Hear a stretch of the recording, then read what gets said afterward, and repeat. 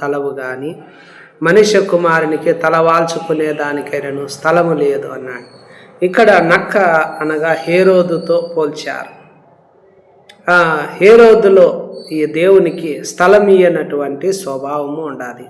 అనగా మొట్టమొదట చూసినప్పుడు ఈ హేరోదులో కనపడేటువంటి స్వభావము ఏమిటి అన్న విషయం మనం చూసినట్లయితే, యోహాను వెళ్ళి హేరోదుతో మాట్లాడతాడు. నీవు నీ సోదరుడైన ఫిలిప్పు భార్యకు హేరోదియాను ఉంచుకొనుట న్యాయము కాదు అనే విషయం చెప్పినప్పుడు అక్కడ అతను రాయబడినటువంటి మాట ఏమిటంటే, యోహాను గద్దించినప్పుడు ఖండించే బుద్ధి చెప్పినప్పుడు అక్కడ హేరోది ఏం చేయలేదంటే తన తప్పును దిద్దుకోలేదు, సరిచేసుకోకుండా ఆ తప్పును కొనసాగిస్తూ ఉన్నారు.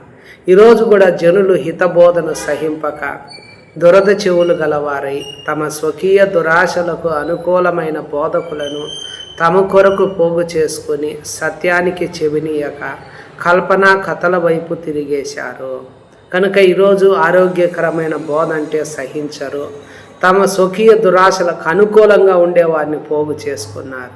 సత్యానికి చెవినివ్వకుండా కల్పనా కథల వైపు తిరిగేశారు. అనగా సరిచేసుకోలేనటువంటి స్వభావము ఉన్నది.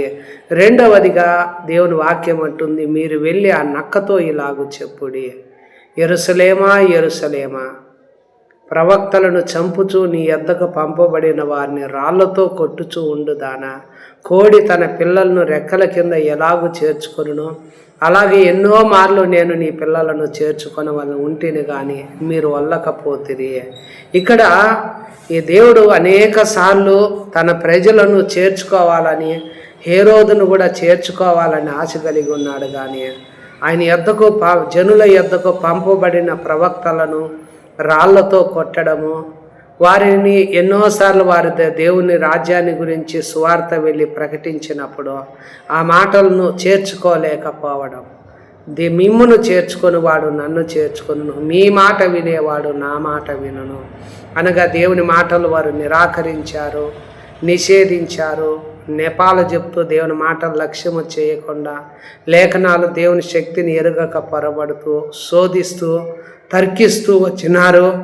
ఇలాగ దేవునికి విరోధముగా వారు ఎంత మాత్రము చేర్చుకోకుండా ఉన్నారు.